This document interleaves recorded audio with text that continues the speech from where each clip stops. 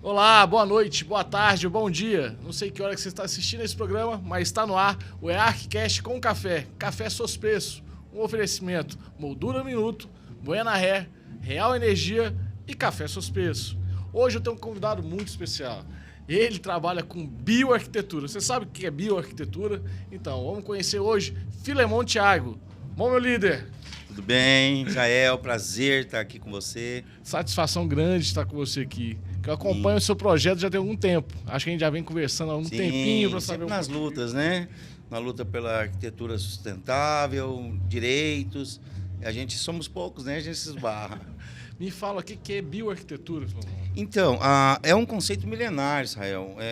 Sempre tivemos a arquitetura de forma construída com as nossas mãos. Uhum. E a gente traz um conceito, é um resgate, na verdade, de uma arquitetura vernacular, que era passada de pai para filho, mas em algum momento da história, uma industrialização, ou até mesmo no êxodo rural, se perdeu. Uhum. E hoje a gente não ensina aos nossos filhos mais, né, esse tipo de arquitetura.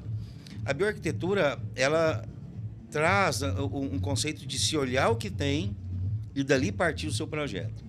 Certo. Se você está num local onde tem muito bambu, vamos fazer uma casa de bambu. Se tiver madeira, vamos fazer de madeira. Sim. Se a gente está em um ambiente onde a terra é boa, a gente tem palha, vamos fazer adobe. Ou novas técnicas que surgiram, né, como o hiperadobe, técnicas milenares como a taipa de pilão também, artística. Então, a bioarquitetura, ela pede ao arquiteto um olhar do local. Certo. Claro que a gente agrega materiais convencionais, a gente tem tudo isso. Existe, a gente chama de edificações híbridas, né?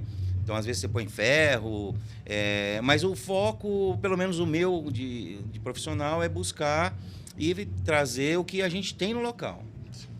Filemon, me conta um pouquinho dessa sua trajetória, do Filemon também nesse projeto, nessa parte. Como é que você descobriu tudo isso? Eu, quando estava na formação, eu começo a trabalhar num conceito de sustentabilidade, e o conceito de sustentabilidade me pediu um olhar diferente para a arquitetura. Como eu devo tratar a arquitetura. E esse olhar foi me fazendo questionar alguns produtos, questionar algumas metodologias e colocar o que eu vivo no meu dia a dia dentro dos meus projetos.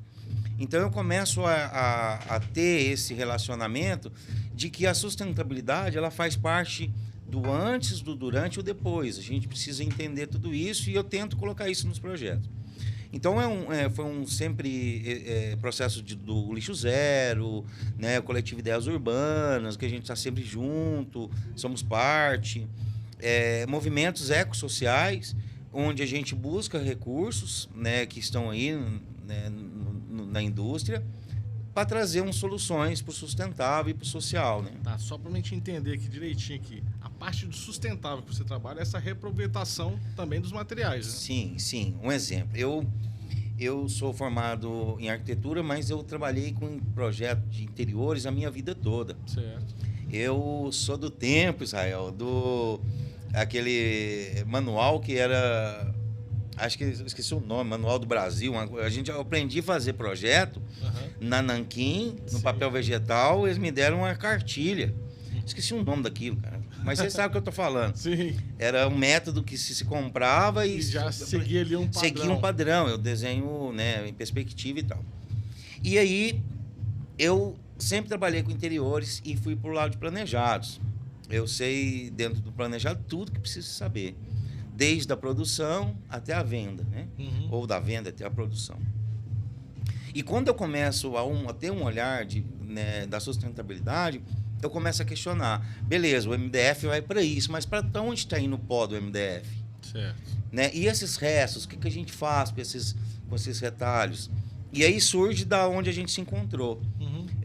A gente começa a fazer alguns projetos, um deles é os Meninas Marceneiras, onde a gente pega esses restos de madeiras que sobra da indústria moveleira, Lembrando que Goiânia, Goiás, né, o senador Caneda, a gente tem inúmeras empresas. Então, infelizmente, a gente ainda não tem vazão para esses produtos.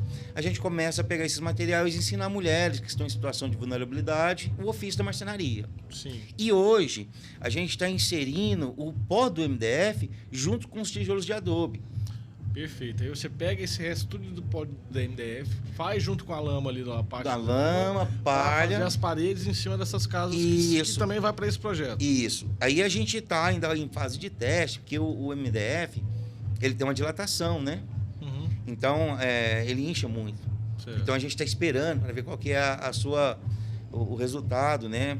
Como ele se comporta. E na seca ele deve também expandir, né? Isso. Então, a gente está sentindo ainda. Mas eu não sou um bioconstrutor convencional. Eu falo que alguns colegas meus falam assim, mas não precisa falar assim, mas é real. A maioria das pessoas que estão na bioconstrução hoje tem um lado zen, Certo. né? Tem um lado mais paz e amor, alternativo, Uhum. não pejorativo, gente, jamais, eu amo. Mas eu sou um do meio urbano. Uhum. E eu sempre estive inserido no urbano, no caos que é o urbano. No Sim. caos que é o resíduo, né? E aí eu estou tentando levar para a bioconstrução alguns elementos, como o resíduo da construção civil, o RCC triturado, a gente está fazendo tijolo com ele. Perfeito. Então a gente tem um passivo gigante, sabe? Eu imagino. Hoje, 42 mil toneladas mês Goiânia fabrica de resíduo de construção civil. Então, você vê muito hoje a questão de que estão construindo muito prédio e estão derrubando muita casa. Muita casa. Certo? E esse material, geralmente, ou vai para um aterro Uhum. sanitário, ou, o melhor das hipóteses, está sendo colocado para pavimentação. Certo. A gente está indo mais além, está fazendo artefatos Uhum. de tijolo ecológico. Você conhece ele, aquele Sim, tijolo aquele redondinho. Redondo. Antes, sempre foi feito com solo e cimento. Uhum. Hoje a gente faz com resíduo de construção civil e cimento. Uhum. Para quê? Para que a gente possa diminuir. Nós pagamos pelo aterro sanitário. Sim, e também a parte quando faz esse desmonte da casa, a gente paga para vamos falar assim, para excluir esse material Isso. ali dentro. E caro. E caro. E o Como é que a aterro- gente consegue fazer essa ligação dessa material de demolição com esse tipo de projeto? Zé, a gente está tentando aí um banco de materiais, a gente tem tido a ajuda de vários arquitetos. Então eu já vou até usar aqui, ó, você que está fazendo a obra, sobrou um vaso, uma pia, pode nos chamar, a gente vai dar uma solução para esse material, destinar quem não pode pagar, quem não precisa. Mas dentro do nosso conceito, a gente tenta realmente diminuir os impactos. Certo. Um deles é o resíduo da construção civil, transformamos em tijolo. Tijolo. Outro é um grande passivo. Às vezes a gente não vê, nós que estamos na obra, mas se eu contrato 30 metros de concreto armado de uma empresa, e se eu usar 28, 2 metros quadrados, a empresa vai ter que descartar. Certo. Ela não tem solução para aquilo. Uhum. Não que ela tem que jogar fora. Se ela deixar aquilo lá, Vai corroer ali a parte... não, chega a precisar quebrar, serrar aquele negócio lá Sim, o caminhão. o caminhão, porque ela betoneira endurece. ali. Então, o que a gente tem feito? A gente tem feito um banco de pessoas, um banco de dados, onde, se você estiver precisando, você está dentro de um viés social, é uma empresa, ou então uma empresa não, mas é ONG, uma igreja, ou, se estiver precisando de concreto, a gente linka essa pessoa. Certo. A gente tem um grande parceiro que, sempre que a gente precisa, ele leva. Por quê? É muito mais barato para ele, Israel, descartar corretamente do que ele mandar para o aterro. Exato. Sabe? Então, essas soluções que não são fáceis, elas requerem um pouco do nosso A esforço. bioconstrução ela tem um diferenciamento com a sustentabilidade. Ou eles se complementam? Eles se complementam. Como é que seria? Porque assim, a gente ouve muito falar da bioconstrução, da bioarquitetura, e aí o pessoal ele linka muito com a sustentabilidade. Então, Israel, olha só. O que é um selo hoje. Quando se fala sustentabilidade, a gente tem um mercado. Sim. E um mercado hoje bilionário. Crescente. E hoje, para ser sustentável, muitas vezes você tem que ter recursos para ser sustentável. Vou dar um exemplo simples. Uma camiseta sustentável feita com um mínimo de água é 400, 500, 600 reais. Certo. Uma camiseta convencional, que está lá na 44, é 50%. Sim. Então, existe um abismo entre hoje a sustentabilidade em si, isso entra na moda, no evento, Sim, na entra arquitetura, em tudo, na moda, arquitetura, na construção civil, na política pública. Na política pública, existe esse abismo. O que a sustentabilidade traz, muitas das vezes, não contempla por completo. Sim, na maioria das vezes. Né? Eu vou te dar um exemplo.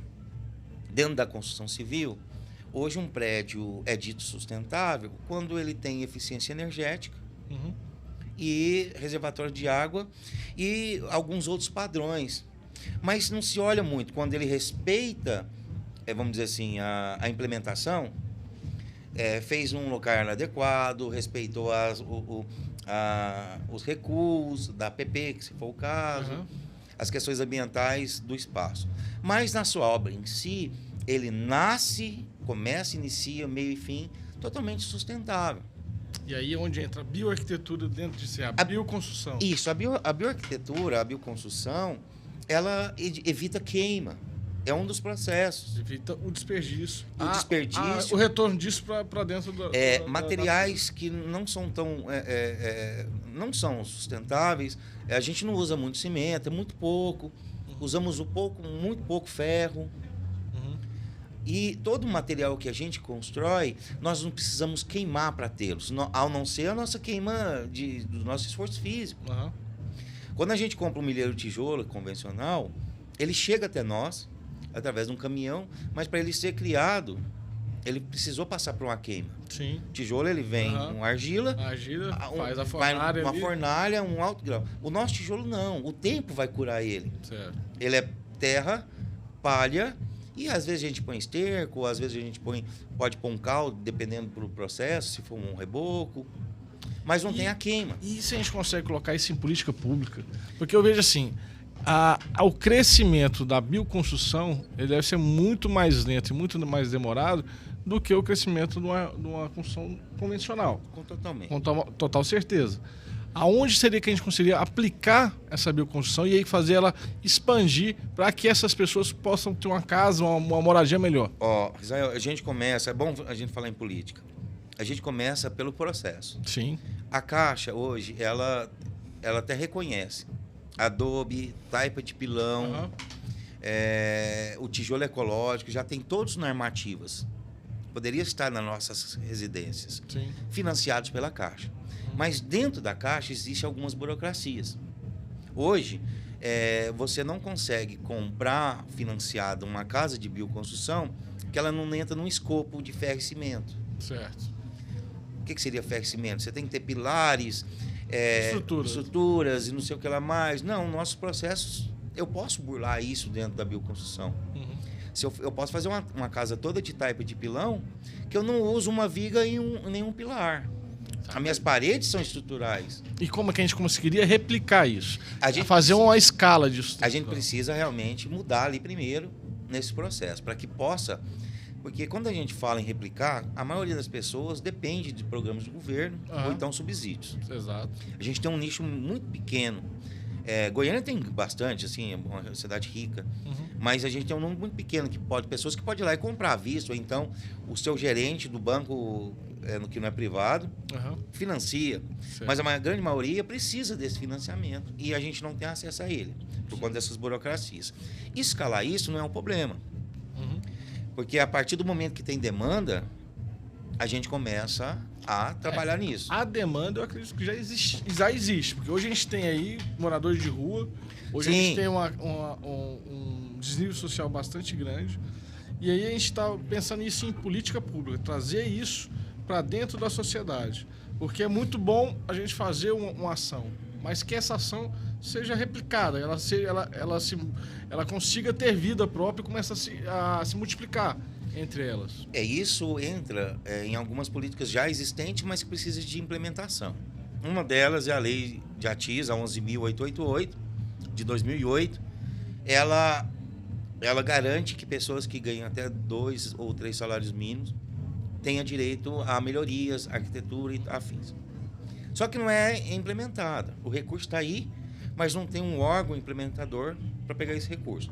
Hoje a gente tem feito esse tipo de política através do Conselho de Arquitetura e Urbanismo, Sim, pelo CAL. pelo CAL, através do CREA, Uhum. e editais de grandes empresas que têm um olhar sustentável. Na verdade, às vezes precisa justificar alguns erros que comete, porque toda empresa que é grande, Sim, ela deixa um... ela deixa um rastro. Ela precisa, muitas das vezes, vamos dizer, fazer algo para ter outros. Não é indispensável isso. Esse é o processo que a gente vive hoje. Então, elas têm esse dinheiro para compensar, eles investem nesse projeto. Mas, para a política pública, a bioconstrução seria a solução. Certo. Por quê? A gente faz uma arquitetura mais barata, participativa, afetiva. Onde muda? Ela não é tão mais barata. Tipo assim, nossa, quanto mais barato? É mais barato. Mas o valor que a gente emprega, Israel, não está no material. Está nas pessoas. Exato. Porque você acaba, por exemplo, o tijolo eu vou fazer da terra que está no meu quintal. Mas ele não vai vir de mim. Eu vou ter que fazer. Sim. Então, processo de amassar o barro, processo de colocar na moldura, secar, virar, depois aplicar. E essas casas que vocês fazem, vocês têm um banco de dados para falar assim, não vamos contemplar tais famílias ou não? É aleatório? Não, por demanda? nós não trabalhamos na questão do assistencialismo pessoal. Nós fazemos casas, na verdade, locais comuns. Eu tenho os meus clientes particulares. Em algumas ecovilas, em algumas chácaras que eu atendo o cliente, eu faço a casa dele. Certo. Os projetos sociais, nós ensinamos uma determinada comunidade. Hoje a gente está no Alto da Boa Vista, ensinando aquela comunidade, estudantes de arquitetura e arquitetos, estudantes de engenharia e engenheiros, a sustentabilidade, na prática. Você dá aula também, né? E hoje eu sou um arquiteto de criança, gente. Israel, assim, não sei se tem, se não tem, a gente está inventando. Eu tenho chamado de arquitetura na primeira infância. Realmente para esse resgate. Porque hoje o que a gente vai ensinar para os nossos filhos? Qual que é a nossa arquitetura vernacular? Pelo amor de Deus, os teóricos, não estou falando que a arquitetura vernacular a gente sabe o que é. Mas a arquitetura vernacular é aquela arquitetura passada de geração a geração. Qual que a geração de hoje vai passar para os nossos filhos? Que o bom que a gente está vendo aqui. Minecraft. É o que a gente está vendo. Então a gente está fazendo esse resgate até com as nossas crianças. Para falar assim, opa, não tem só isso. Existe outro tipo de arquitetura. A gente pode aproximar mais da natureza, ter afeto, né? É uma arquitetura inclusiva. Inclusiva mesmo. Se você estiver passando na frente do nosso projeto, você pode ter 100 anos, que se você conseguir andar e amassar o barro, você vai amassar o barro. Então, eu vi uns vídeos de vocês fazendo, são praticamente quase como um mutirão ali. Mutirão, um processo muito processo, bacana. assim, várias mãos para que seja construída essas casas. E muitas ali. crianças, Muitas crianças. Você tem um projeto também que é esse que você começou a falar, da marcenaria. Eu queria que a gente entrasse um pouquinho nesse marcenaria, que esse me traz também uma questão muito social nessa questão de acolher as mulheres ali para dentro dessa parte. Quantas mulheres marceneiras você conhece? Cara, o marceneiro que você vai contratar... O marceneiro você já pensa no homem. Não tem como se pensar Eu conheço a minha esposa, Maíra, eu te amo, meu bem. Ela é marceneira, eu conheço só ela. Eu também só conheço ela. Não vou te abrir. Por quê? É uma profissão machista. Sim. Né? Pensa que precisa muito de esforço, e não é isso. A marcenaria é muito aqui, ó, cabeça. E aí a gente pega esse resíduo, porque a gente está nesse conceito de sustentabilidade, o que fazer com o que a gente produz. Como eu trabalhei na marcenaria a minha vida toda, eu sei o que causa a marcenaria. Ela causa muitos retalhos, causa muito pó. Certo. E esses materiais, o mais nobre que a gente faz é quando a gente destina ele para queima, para gerar energia. Porque tem gente que nem isso faz. E aí a gente fala assim, vamos dar uma solução para isso? Como? E eu tenho muitos amigos, né, na formação minha, que não sabia o que é marcenaria. Não sabe o tamanho que é as placas. Eu já ouvi arquitetos colegas me pedir um armário de 3 metros, Israel. De altura? Não, 3 metros de comprimento, sem emenda. Eu falei assim, como eu vou fazer? Eu não sou amigo do dono da Duratex. Não tem como, ele não vai. Não faz uma chapa de 3. Não, ela vai só até 2,70. Então, ela começa aí esse projeto, a observar a necessidade do arquiteto e entender a marcenaria. E eu fiz só com retalhos. E aí, eu falei assim, mas está pouco, gente. A gente pode ir mais longe.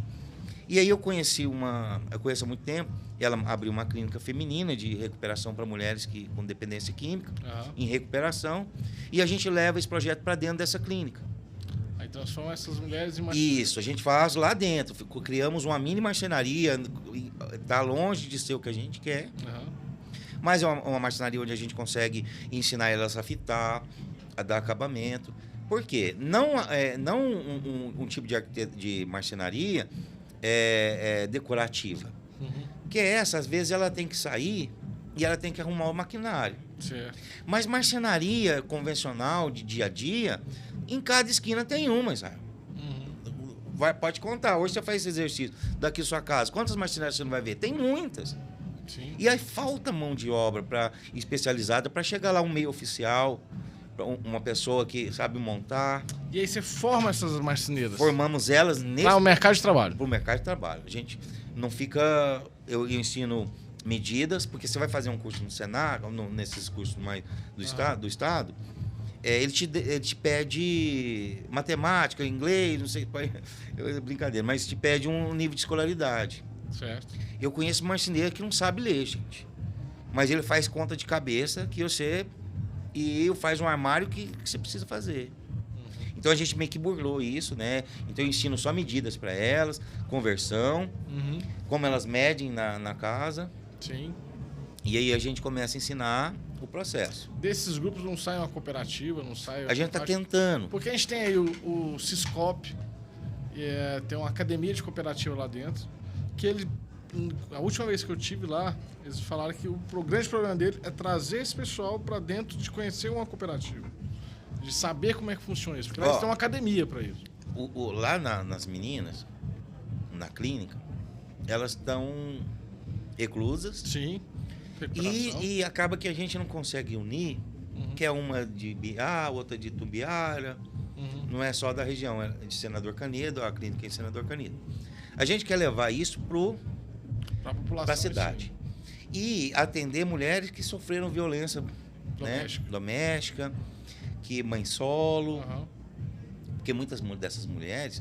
Israel, eu lembro como se fosse hoje, gente, quando uma das nossas formandas falou assim, muito obrigado, você não me deu um curso, você me tirou da casa daquele traste. Ela falou com essas palavras, hoje eu vou conseguir trabalhar. Arrepio, porque não foi o curso em si, foi uma mudança de vida, ela não precisa lá entrar mais naquela casa onde ela apanhava. Sim. Essa é a grande questão da mulher na violência doméstica, é que geralmente o provedor da casa é o homem. E aí ela acaba que fica refém daquele ciclo ali vicioso, aquela parte, por não ter onde ir. Não tem onde ir. Onde não ter essa parte de independência financeira, de não ter uma profissão que seja para começar do zero ali, começar a prover sozinha a sua casa. Então, assim, esses trabalhos que são feitos para uma certa classe, eles são muito efetivos, mas precisam de um apoio público. Precisa de um apoio ali para que você consiga fazer isso, ter mais a vivência dentro. A gente já tem algumas conversas com a Defensoria Pública. A gente tem algumas dificuldades de adquirir material pela Defensoria.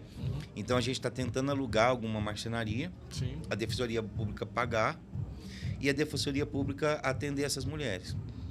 Mas ainda é um processo. Mas a gente tem condição aí de pegar recursos de emendas parlamentar, editais, né? Sim. Também. E empresas que possam querer investir para ter essa mão de obra. Eu trabalho no ramo da marcenaria há 18 anos. E há 18 anos eu não vi um marceneiro desempregado, só quem não quer trabalhar. Por quê? É um mercado que cresce e um mercado que não tem profissionais adequados. Pensando aqui, a Comurg, por exemplo. A Comurg, eu já fui lá, né? A Comurg aqui em Goiás. Ela tem um espaço lá de marcenaria. Não seria uma aproximação junto a esses órgãos para que consiga fazer que aquele espaço ali comece a ter uma profissão até para pequenas comunidades, fazer um arranjo produtivo local, enfim, começar a trabalhar essa parte? Dá certo demais, porque o curso ele é muito didático, ele é prático. Nosso curso dura 3 meses, mas porque eu vou uma vez na semana. Se a gente enxugar isso, a gente consegue um mês em formar. Sim. Porque tem uma metodologia. Eu não estou formando ele no marceneiro, porque marceneiro vocês não vêm pensar que você sai hoje e vai virar marceneiro. Marceneiro é no mínimo 5 anos, faculdade. Faculdade, marceneiro. Marceneiro, para ser marceneiro mesmo, o cara fala assim, eu sou marceneiro. Sou bom. Sou bom. Ele tem que estar muitos anos ali, porque são coisas que... Mas para você ser um meio oficial, um ajudante, um meio oficial, Sim. a gente consegue. O que é meio oficial? É aquele que monta o caixote. Ah, tá. É o que monta a parte Empresas, grandes empresas, ela vem as peças. já pronta, você só faz Você a monta. montagem dela e faz... Na marcenaria é o mesmo processo, só que é mais manual, né? Você tem que saber qual que é a base, qual que é a lateral, qual que é a trava. E a gente ensina tudo isso. Fitar, o acabamento.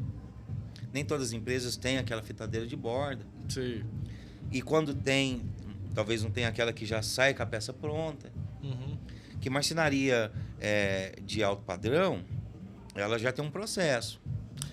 É mais montagem, é mais um processo de linha de produção. Te perguntar, e vocês têm uma organização, tem um instituto, tem um CNPJ? Tem Como é que tudo. funciona essa Tem parte tudo. inteira? A gente só não tem o dinheiro para fazer isso acontecer, nós temos tudo. Mas o CNPJ é instituição Sem fins lucrativos, temos aí título de utilidade pública, título de utilidade pública municipal e estadual. E a conversa com esses vereadores, como é que tá? Então, a gente pede emenda para alguns... impositiva. Só que a gente tem também uma dificuldade nisso. A maioria está para a saúde e para a educação. Mas não deixa de ser saúde. Se a gente trabalhar com Também. mulheres aí que são Também. ex-dependentes químicas e que estão em tratamento químico. Isso.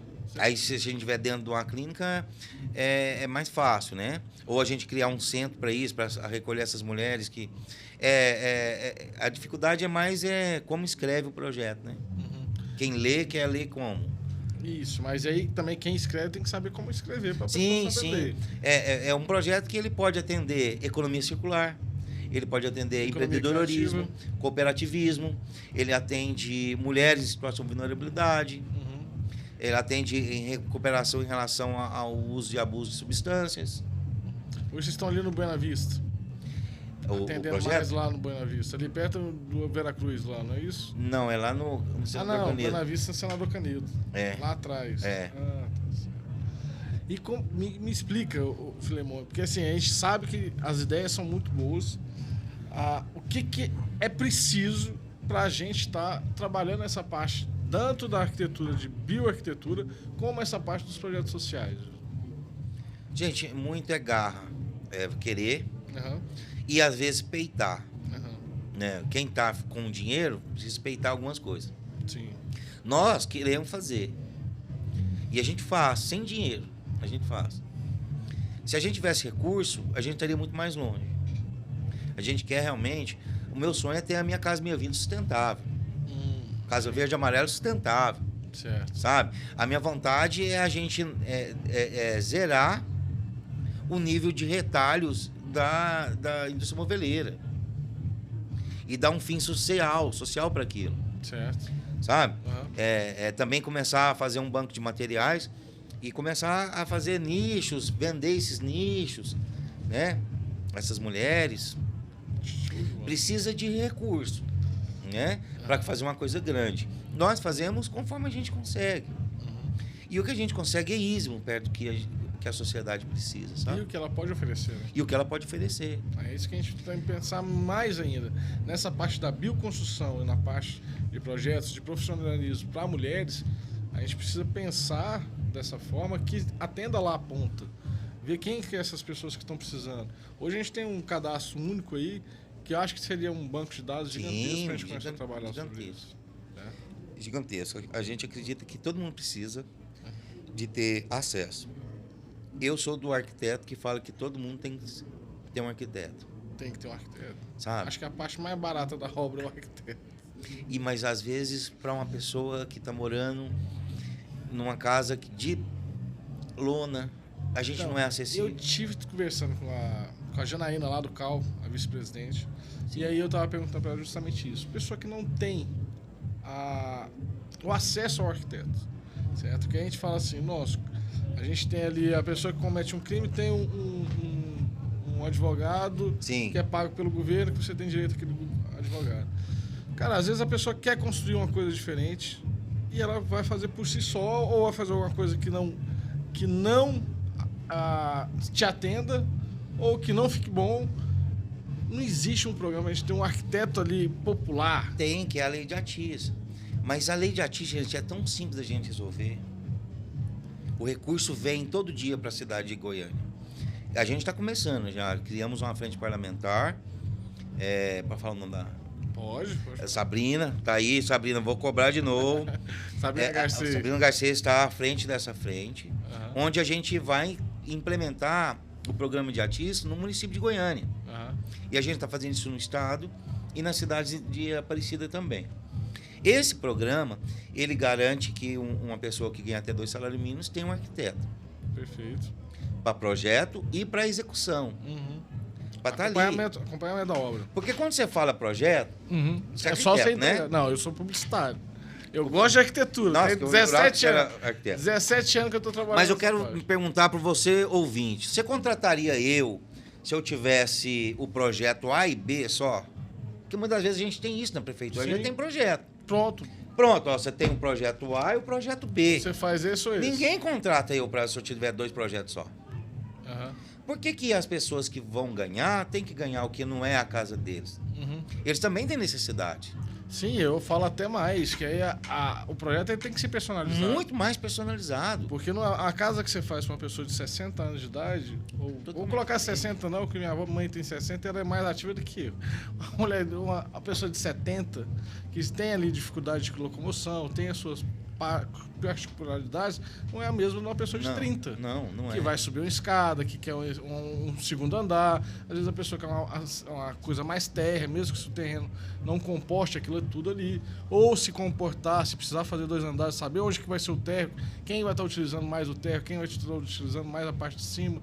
Então, assim, a arquitetura, para mim, ela é uma personalização da sua morada. Ela tem que ser personalizada. Tem que ser individual. A gente não pode comprar ali uma prateleira, um projeto A, um projeto B. Não dá. E a gente tem isso. O projeto, a lei de Atis, ela dá arquitetura, o projeto, ela dá engenheiros também, ela contempla assistente social, regulação fundiária. Perfeito. A gente precisa apenas implementar. Precisa apenas a prefeitura de Goiânia, de Aparecida, do estado, falar assim, dinheiro vindo do Ministério da Cidade. Nós vamos usar X pela secretaria tal para assistência técnica. Ele é muito simples. E geralmente, gente, esse recurso, se tiver articulação, nem sai do município, ele sai de emendas impositivas. De deputados, sim, de vereadores. E eu acredito também que tem tanta gente que queira ajudar e não sabe como começar a fazer isso. A gente pode pensar nos próprios TACs das grandes empresas. Sim. Tanto que seria vantajoso para você, consultor, que precisa pagar 1 milhão, às vezes, por compensação ambiental, fazendo casa. Sim. Perfeito. Ou então, fazendo regulação fundiária de determinada área. Ou então, fazendo projetos. Isso nem a gente não conseguiria colocar dentro do plano diretor. A gente lutou para pôr no plano diretor, não conseguimos ainda. Aprovado esse ano passado. Não foi. Não teve o Atis no plano diretor. Deveria ter. A gente começou a conversar sobre isso, né? Eu peguei mais no final, junto com a Sabrina, mas ainda tem jeito da gente colocar. Certo. Né? Vamos estar lutando para isso. Agora, mas tem jeito de fazer isso fora também. Sim. Porque a gente não precisa pedir nada para a cidade. A gente não precisa pedir para o prefeito. Sim. Tipo assim, o prefeito só fez assim, não vão querer. Nós quer isso. A cidade de Goiânia merece, nós queremos. E o Ministério da Cidade vai trazer recurso. A ortogonerosa pode ser recurso. O STAC pode ser recurso. Outros ministérios da saúde. Porque uma casa sem banheiro é uma casa sem saúde. É o que eu tive com o Paulo Mendes da Rocha, há uns 7 anos atrás. Aí ele me fez uma pergunta e eu respondi ele, e aí depois eu vi que minha resposta é praticamente nada. Ele fez uma pergunta, perguntou assim, Israel, o que é casa popular para você? Aí eu falei um monte de coisa, expliquei um monte de coisa, ele simplesmente falou para mim assim, casa popular tem teto? Tem banheiro? É povoada por alguém? Casa popular tem que ser popularizada, ela tem que ser povoada, ela tem que ter toda essa parte. Ela não pode ter sem infraestrutura ou sem saneamento, ela não pode não ter um banheiro, não ter um telhado, não ter essa parte toda. E outra coisa, hoje em dia a gente não tem como mais gastar em quilômetros de asfalto para você levar toda essa infraestrutura. Então seria muito, a gente tem que começar a pensar as casas hoje mais próximas, com menos recursos em cima disso, mas que ela seja povoada e seja bem habitada. Sim. Que tenha um lar ali dentro. Então assim, pessoas que pensam o urbanismo macro e a gente consegue olhar ele simplesmente pelo micro ali, o que eu estou precisando naquela necessidade agora, naquele momento. Sim. Certo? Então a arquitetura para essa questão, eu acredito que ela seja muito mais macro e urbanista, saber por que está utilizando cada coisa, por que está fazendo cada coisa, onde é que está deixando de fazer alguma coisa em cima disso.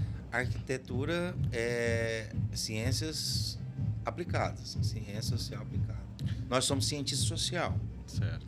E o cientista social, ele pensa no todo, depois ele pensa no cliente. No cliente, exato. Então não tem como eu chegar e fazer isso. A gente vê todo momento. Eu faço minha casa maravilhosa, mas eu acabo com o seu... eu faço vários prédios do lado da sua casa. Uhum. Você não tem mais sombra, não tem mais sol, porque os prédios tampou. Uhum. Você não tem mais sossego, não tem privacidade nenhuma. Então o que eu fiz?